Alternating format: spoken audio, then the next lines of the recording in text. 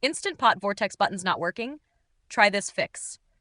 If the buttons on your Instant Pot Vortex aren't responding, no beep, no light up, nothing when you press, don't panic. It's usually a simple reset or cleaning issue. Here's what to do. Step 1. Unplug the unit for 60 seconds. This resets the control board and clears any glitch that may be freezing the panel.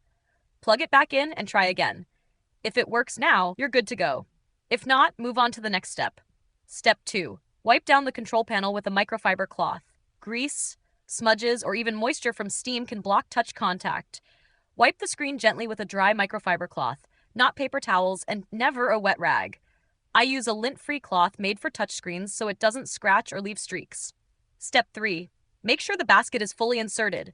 The Vortex may ignore input if the basket isn't seated. Pull it out and reinsert it with a solid click. The front of the basket should sit flush with the front of the fryer. If it's off, the sensor might prevent the program from starting. Step 4. Restart the cook cycle from standby. If the panel lights up but doesn't respond during cooking, press cancel and return to standby mode. Then reselect your program and press start. This clears any frozen smart program loop. If the panel still won't respond after all of this, there may be a sensor or board failure. In that case, contact Instant Support using the link in the description.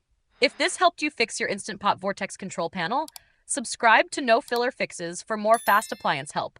And if your screen's getting greasy or streaky between uses, I've linked the microfiber cloth I use below. It's safe on touch panels and helps keep the buttons working like new. Thanks for watching, and don't press your luck.